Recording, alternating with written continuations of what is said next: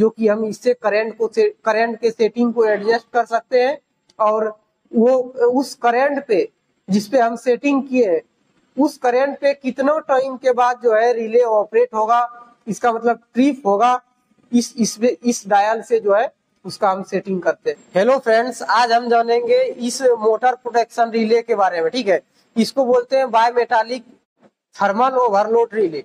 इसका मतलब ये हुआ कि जब भी इसमें ओवर करंट फ्लो होगा तो इसके कारण जो है बायमेटालिक स्ट्रिप मेरा हीटअप होगा और वो मुड़ने लगेगा, जिसके वजह से वो कॉन्टेक्ट जो है चेंज ओवर होगा। ठीक है, तो हम यहाँ पे देख लेते हैं। सबसे पहले ये जो रिले है, रिले का रेंज है 10 से 16 एम्पियर और ये सीमेंस कंपनी का रिले है। इसमें जो है एक एनो कॉन्टेक्ट होता है और एक एनसी कॉन्टेक्ट होता है, और ये जो है करंट सेटिंग का डायल है। इसका मतलब ये हुआ कि ये जो मेरा पावर टर्मिनल है इनपुट और ये है आउटपुट। मेरा जो है इनपुट से आउटपुट की ओर जब पावर फ्लो होगा तो हम कितना सेफली रूप से सेफ जोन में इसको पावर को फ्लो होने देंगे, तो उसका जो है सेटिंग हम इस डायल से करते हैं। ठीक है, अब यहाँ पे हमको दिख रहा है एक A2 टर्मिनल पे हमको न्यूट्रल का कनेक्शन करना पड़ता है। इसके अलावा ये जो 95 से 96 है ये एनसी टर्मिनल है और 97 से 98 एनओ टर्मिनल है। इसका जो है मोटर को प्रोटेक्शन के लिए क्या करते हैं कि कंट्रोलिंग जो है इस 95 पे एक पॉइंट लाते हैं और आउट करते हैं 96 से। इससे क्या होता है, जब भी मेरा मोटर का करंट जो है डिजायर से जितना लेना चाहिए उससे जैसे ही करंट बढ़ेगा, उसका जो भी कारण हो, करंट जैसे ही बढ़ेगा तो ये जो है कॉन्टेक्ट एनसी कॉन्टेक्ट एनो हो जाएगा। जैसे कि अभी जो है, अभी जैसे इसको हम इससे मैनुअली ट्रिप कराए तो ये जो है अभी एनो टर्मिनल बन गया और यहाँ पे देख रहे हैं एक ग्रीन जैसा उभरा हुआ निशान, यही दिखाता है कि ये रिले मेरा ट्रिप कर गया। अब इसको जैसे ही प्रेस करेंगे ये रीसेट हो गया वापस से। ठीक है, तो ये जो है कंट्रोलिंग का एनसी पॉइंट है जिसका हम यूज करते हैं, और ये जो है एनो पॉइंट है जो कि ट्रिपिंग शो करता है। ट्रिपिंग कैसे शो करता है, नॉर्मल कंडीशन में यहाँ पे कॉमन सप्लाई उपलब्ध रहेगा और जैसे ही ट्रिप करेगा ये एनसी बनाएगा और ये जो है इंडिकेटर के लिए सप्लाई यहाँ से आउट कर देगा और इंडिकेटर को जला देगा कि ऑन कर देगा कि ये जो रिले है ट्रिप कर गया। ठीक है, अब यहाँ पे देख रहे हैं कि ये जो रेड बटन है, रेड के बगल में एक टेस्ट है। इसका मतलब इसको हम प्रेस करके टेस्ट कर सकते हैं कि जो रिले है मेरा प्रॉपर वर्क कर रहा है कि नहीं, ट्रिप कर रहा है कि नहीं। और जैसे कि हम यहाँ पे देखें, इसको जैसे प्रेस किए ये ट्रिप कर हो गया। अब इसी के बगल में ये जो ग्रीन बटन दिख रहा है ये रीसेट करने के लिए, और जैसे ही इसको प्रेस करेंगे ये रीसेट हो गया और ये वापस से जो ये इंचिंग उभरा हुआ ऊपर हुआ था वो डाउन हो गया। ठीक है, अब यहाँ पे ये जो रीसेट बटन है इसमें हमको दो मोड दिखने को मिल जाता है, एक यहाँ पे होल्डिंग मोड और ये एक ऑटो मोड।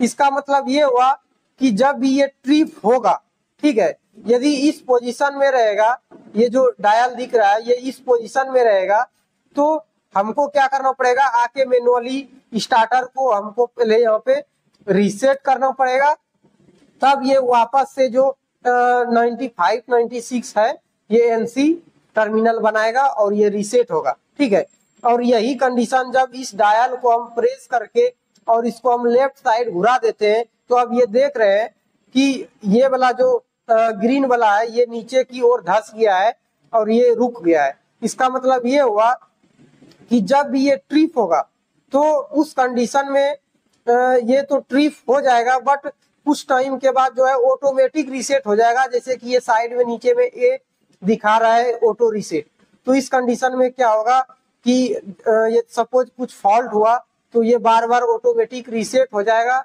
और वापस से ऑन होना चाहेगा मोटर, फिर से यदि प्रॉब्लम रहेगा तो वो ट्रिप हो जाएगा। ठीक है, तो ये हो गया होल्डिंग मोड और ये हो गया ऑटो मोड। इसके अलावा एक और रिले है जिसको बोलते हैं D ampere relay, digital relay, और इसमें भी वही फंक्शन होता है। ये जो है बड़े मोटर के लिए जनरली यूज किया जाता है और ये इलेक्ट्रॉनिक्स डिवाइस है जो कि हमको प्रिसाइज रूप से हेल्प करता है। जैसे कि आप देख सकते हैं इसमें बहुत सारा जो है सेफ्टी दिया है, over current, under current, phase failure, inverse phase, fault cause, installing, local rotor, locked rotor, ground fault, instantaneous current, मतलब बहुत सारा जो है इसके अलावा इसमें फंक्शन होता है, इसलिए इसको बोलते हैं डिजिटल रिले। इसमें भी इसको बोलते हैं सीटी टाइप, क्योंकि इसमें ज्यादा बड़े मोटर के लिए यूज करते हैं और इसमें जो है सीटी का कनेक्शन आता है करंट को मेजर करने के लिए, और सीटी का कनेक्शन इनपुट में कर देते हैं और यहाँ से आउट कर देते हैं।